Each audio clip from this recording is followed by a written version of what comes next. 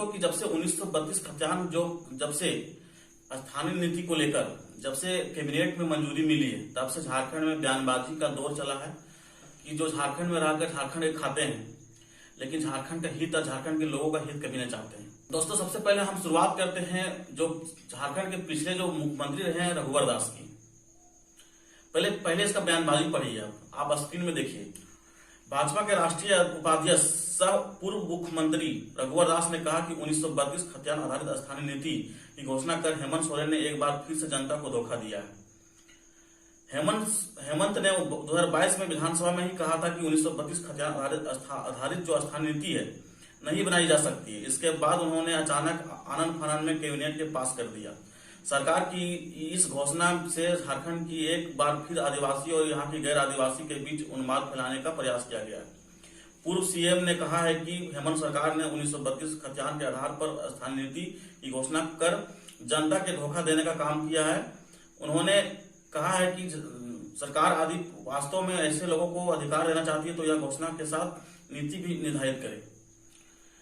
आप अभी जो स्क्रीन में देख रहे थे ये पूर्व सीएम रघुवर दास की थी और जो अभी भाजपा के अभी जो सह उपाध्यक्ष है। दोस्तों, ये बयान पूर्व मुख्यमंत्री जो रघुवर दास दे रहे थे, जो सीधा इन्होंने 1985 कटअप कर 5 साल राज किया झारखंड में। झारखंड के पूर्व मुख्यमंत्री भी रह चुके हैं और इन्होंने, आप जब इनका बयान भी सुन लिए तब सबसे पहले आप एक तस्वीर भी देखिए कि क्या इनका माजरा है। आप ये स्क्रीनों में तो तस्वीर देख रहे हैं, ये रघुवर दास की है एक सभा के संबोधित करते के समय। डायरेक्ट इनका पीछे बैकग्राउंड में लिखा है इम्प्लीमेंट 1932 खतियान। आप देख रहे होंगे दोस्तों। तो ऐसे नेताओं का चरित्र मैं आज आप लोगों के सामने लाने वाला हूं। और मैं बता दूं कि जब इनकी बारी आती है तो झारखंडियों का कहीं ना छलने का काम किया जाता है, झारखंडियों को ठेंगा दिखाने का काम करते हैं इन लोग नेता।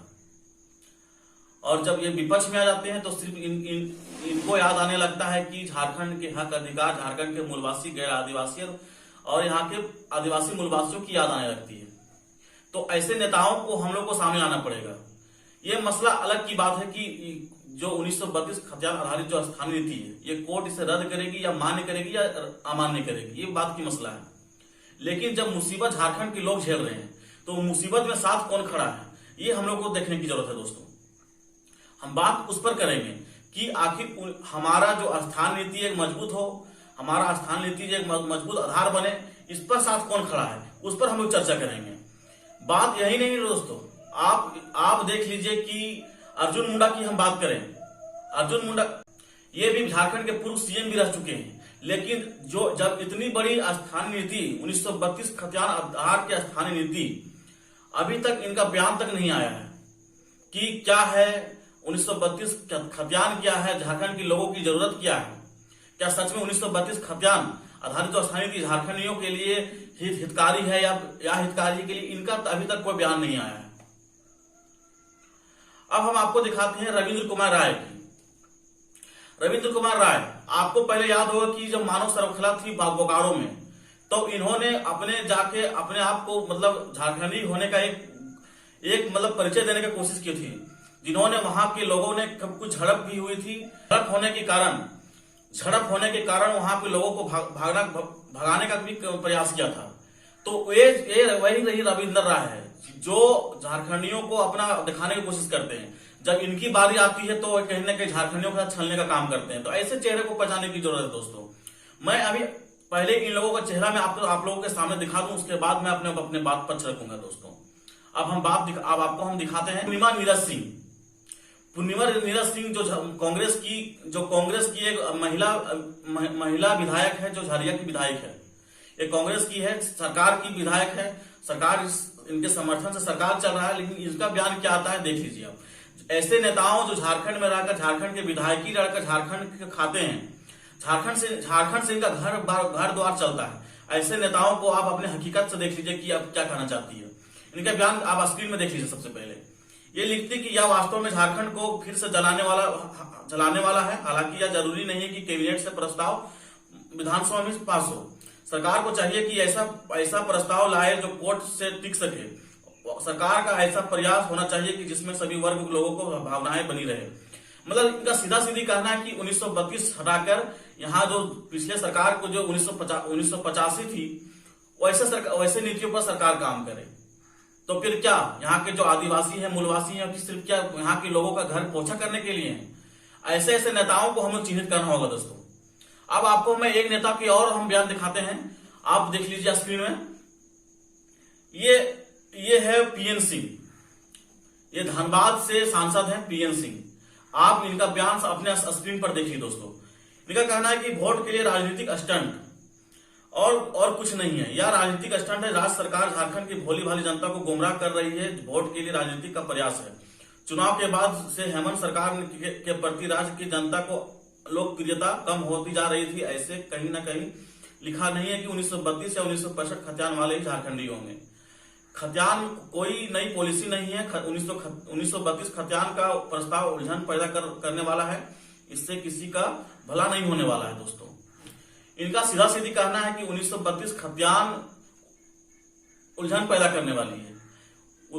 ये इनका कहना है कि 1932 हो या 1965 हो, कोई दस्तावेज नहीं है कि यह तय करेगी झारखंडी कौन है। तो फिर यही महोदय से पूछिए कि जाके झारखंडी कौन है, आखिर झारखंडी है कौन? यहाँ की जो खतियान भूमियारी को कोड़कर भूमियारी जमीन है किसका? जो आकर बिहार से बसे हैं उसका? यहाँ की जो है जो जंगलों को साफ करके जंगलों में अपना घर बसाकर जो खेती बाड़ी किया, झारखंड नए झारखंड का निर्माण किया, उसका? तो ऐसे ऐसे नेताओं से हमें बचने की जरूरत है दोस्तों। और मैं आप लोगों को एक नेता को और मैं बयान सुनाता हूं। पूर्व भाजपा के सदस्य रह चुके हैं सरजू राय, जो काफी प्रतिष्ठित विधायक माने जाते थे, जिन्होंने रघुवर दास को हराकर और अपने विधायकी का एक नाज रखा। ऐसे विधायक को बयान भी सुन लीजिए। ये सिर्फ झारखंडियों का दोहन, शोषण और झारखंडियों में राज के पर्पज से झारखंडियों का ही भला नहीं चाहते हैं कभी। इनका बयान आप सुनिए। आप स्क्रीन में देखिए कि जमशेदपुर विधायक सरजू राय ने कहा कि पिछले विधानसभा में मुख्यमंत्री हेमंत सोरेन ने कहा कि इसे लागू नहीं किया जा सकता है। अब इन्होंने इसे लागू कर दिया तो दिखेगा कि यह कैसे लागू होता है। ये उन्होंने खुद ही मन में संशय है कि यह लागू हो सकता है या नहीं। इसके लिए उन्होंने भारत सरकार को लिखा है कि इससे संविधान की 9वीं अनुसूची में शामिल करे। संविधान की 9वीं अनुसूची में जो कानून बनता है उसे कोर्ट कोई फैसला नहीं ले सकता है, उसका जुडिशियल रिव्यू नहीं हो सकता है। मुख्यमंत्री को खुद ही भरोसा नहीं है कि उनके द्वारा बनाया गया न्यायपालिका में टिकेगा या नहीं, या संविधान के अनुसार सही है या नहीं। ये आधे मन से लाया हुआ फैसला है, इसलिए इन्होंने ऐसा किया है। अरे भाई सरजू राय जी, कोर्ट में टिकेगा या नहीं ये बात की मसला है, 9वीं अनुसूची में शामिल होगा या नहीं ये बात की मसला है। लेकिन आपका क्या मसला है? आप क्या चाहते हैं झारखंडियों का हित भला हो नहीं हो कि आपके पिछवाड़े में सिर्फ बर्तन साफ करे, आपके घर द्वार में बर्तन साफ करे? आप क्या चाहते हैं?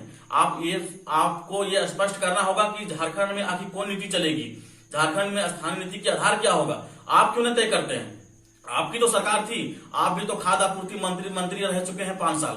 तो आपको ऐसे क्या दिक्कत है झारखंडियों से कि झारखंडियों का आप भला नहीं चाहते हैं? आखिर विधायकी लड़ते हैं झारखंड से, आप चुनाव लड़ते हैं झारखंडी से, तो अब क्या ये वही विधायक है जिनकी बहू चुनाव लड़ी थी बिहार से, जिन्होंने मुखिया पद भी हार गई?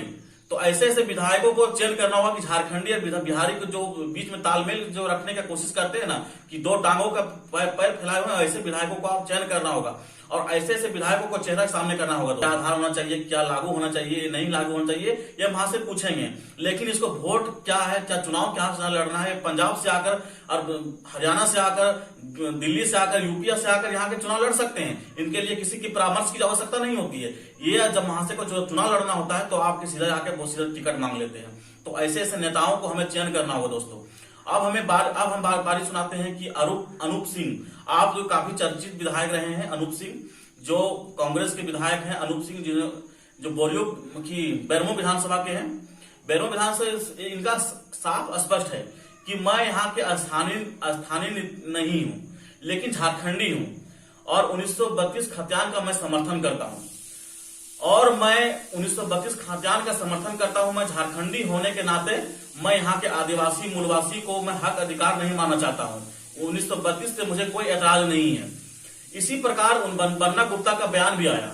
मन्ना गुप्ता कहते हैं कि 1932 खतियान से मुझे कोई एतराज नहीं है, यहाँ के आदिवासी मूलवासी यहाँ आकर यहाँ का उनका हक अधिकार मिलना चाहिए, मुझे उससे कोई एतराज नहीं है। मैं झारखंडी हूँ, मैं इससे कोई दो मत नहीं है, मैं झारखंडी हूँ, उससे कोई दो मत नहीं है, लेकिन मैं यहाँ की स्थानीयता नहीं हूँ।